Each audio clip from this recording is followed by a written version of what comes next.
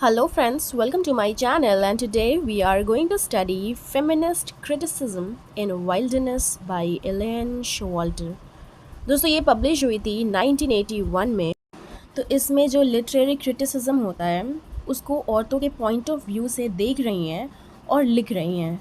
इसमें जो feminist criticism होता है उसके जो वेरियस एस्पेक्ट्स होते हैं और उसके सामने क्या क्या प्रॉब्लम्स होती हैं, क्या क्या कारण होते हैं, उनको स्टडी कर रही हैं। इस ऐसे में उन्होंने माना है कि फेमिनिस्ट क्रिटिक्स होती हैं उनको भी जैसे जो फेमिनिस्ट राइटर्स होती हैं उनकी तरह प्रॉब्लम फेस करनी पड़ती है। जैसे कि आप जानते हो कि फ़ीमेल राइटर्स जो होती हैं उनमें पहले इक्वालिटी नहीं थी मेन के इक्वल, तो उन्हें बहुत सारे प्रॉब्लम्स फेस करने पड़ते थे। कुछ ऐसे टॉपिक्स थे जो वो ओपनली नहीं लिख सकती थी।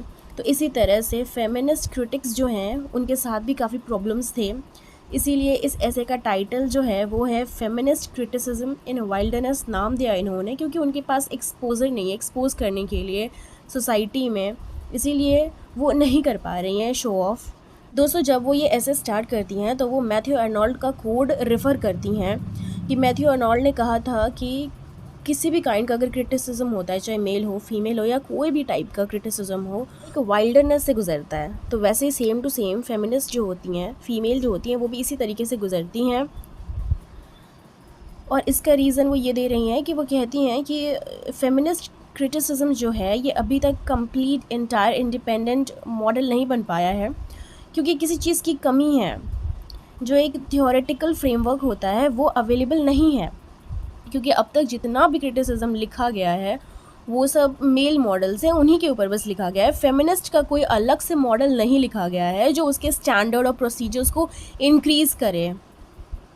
फिर वो कहती हैं कि जो थियोरेटिकल फ्रेमवर्क अवेलेबल नहीं है, तो क्या रीज़न्स है जो अवेलेबल नहीं है। कई औरतों ने कोशिश तो की, लेकिन जैसा कि सोसाइटी में औरतों को लिमिटेड तरीके से रखा गया है, वो अपना पूरा वर्क नहीं कर पाती थी, क्योंकि उसे ऐसा स्पेयर ऑफ लाइफ नहीं मिलता है, क्योंकि उन्हें बंद करके रखा जाता था। सोशल इंटरेक्शंस जो होते थे या सोशल गैदरिंग्स होती थी उन्हें पार्टिसिपेट करने नहीं दिया जाता था। फिर वो बताती हैं कि जो फेमिनिस्ट क्रिटिसिज्म होती है उसके दो मोड होते हैं। एक तो पहला मोड होता है कि वुमेन एज अ रीडर, मतलब फेमिनिस्ट रीडर।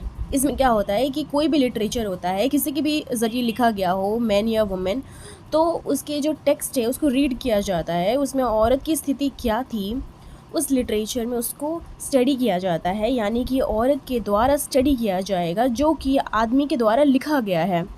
इसे कहेंगे feminist criticism of a woman as a reader, जो पढ़ती है दूसरों की लिखी हुई चीज़ों को और क्रिटिसाइज़ करती है कि ये गलत है, वो गलत है, ऐसा नहीं होना चाहिए।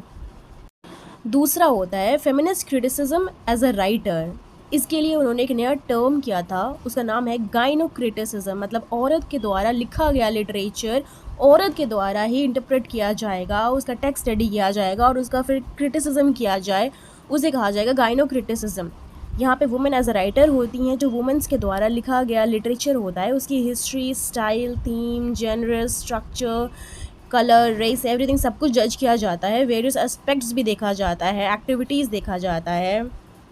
तो दोस्तों गाइनोक्रिटिक्स के 4 अलग अलग मॉडल्स होते हैं, मतलब 4 अलग अलग तरीक़ों से जज किया जाता है। पहला है बायोलॉजिकल, दूसरा है लिंग्विस्टिक, तीसरा होता है साइको एनालिटिक और चौथा होता है कल्चरल। 4 अलग अलग मॉडल्स के हिसाब से गाइनोक्रिटिसिज्म को जज किया जाता है। तो पहले बात करते हैं बायोलॉजिकल के बारे में। दोस्तों जो औरतों की राइटिंग्स होती है, वुमेन एज अ राइटर और जो बायोलॉजिकल वुमेन की जो बॉडी है उसके बीच क्या रिलेशन है। जैसा कि पहले बहुत सारी थ्योरीज़ आई थी, एंथ्रोपोलॉजिस्ट थे जो विक्टोरियन टाइम के, उन्होंने कहा था कि जो मेल होता है यानी कि मैन होता है, ब्रेन का जो लोब होता है वो औरत के ब्रेन के फ्रंटल लोब से बहुत बड़ा होता है। जो फ्रंटल लोब होता है ना, वो क्रिएटिविटी लेवल के लिए होता है।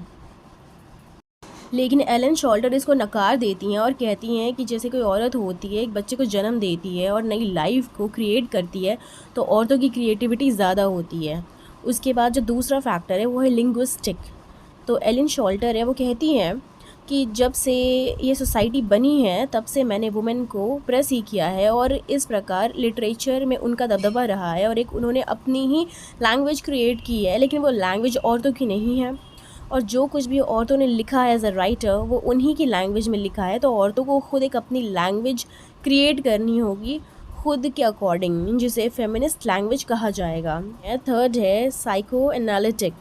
इसमें जो एलेन शोल्टर हैं जो वुमेन्स राइटिंग होती हैं और वुमेन साइकोलॉजी होती हैं, उन दोनों के बीच के रिलेशन को स्टडी करती हैं। और वो कहती हैं कि जैसे पहले ही कुछ स्टडीज़ हुई हैं, उनमें से माना गया है कि जो मेल की क्रिएटिविटी कैपेसिटी होती है वो औरतों से ज़्यादा होती है। इस वजह से औरतें जो हैं इन्फीरियर हैं एज़ कम्पेयर टू मैन। और अब कुछ ऐसे क्रिटिक्स हैं जो न्यू प्रिंसिपल ऑफ फेमिनिज़्म को डेवलप करने की कोशिश कर रहे हैं, जो कि डिफरेंशिएट कर पाएगा जेंडर आइडेंटिटीज़ को। जो फोर्थ है कल्चरल मोड्स ऑफ डिफरेंशिएशन, उसमें जो औरतों की राइट्स है, औरतों का कल्चर है, वो कैसे एक दूसरे से रिलेट करते हैं, उन्होंने कुछ लाइट्स डाली हैं। और वो कहती हैं कि जो पहले 3 फैक्टर्स थे, बायोलॉजी, लिंग्विस्टिक और साइकोएनालिसिस वाला, ये सभी कल्चरल से ही अफेक्टेड होते हैं। वो कहती हैं कि औरतों का जो एक्सपीरियंस होता है वो कभी भी मैन ने जो लिटरेचर लिखा है उसमें इंक्लूड नहीं किया गया है। जो लिटरेचर की हिस्ट्री है उसमें औरतों को इंक्लूड ही नहीं किया गया है। उन्हें कभी कल्चर का पार्ट समझा ही नहीं गया, उन्हें सब कल्चर समझा गया है। जो फीमेल्स होती हैं, ग्रुप होता है, उसे इन्फीरियर समझा गया है। इसी वजह से फेमिनिस्ट क्रिटिसिज्म जो है ये वाइल्ड जोन में है, इसी वजह से ये डेवलप नहीं हो पाया है। उसके बाद एलन शोल्डर कंक्लूड करते हुए कहती हैं कि चाहे हम कितने भी कोशिश कर लें, लेकिन कोई ऐसा कंट्री सिचुएशन नहीं हो पाएगा। हालांकि चाहे हम कितने भी कोशिश कर लें, लेकिन कोई ऐसा कंट्री या सिचुएशन क्रिएट नहीं हो पाएगी जिसमें आदमी और औरत के बीच का जो डिफरेंस है वो ख़त्म हो जाए।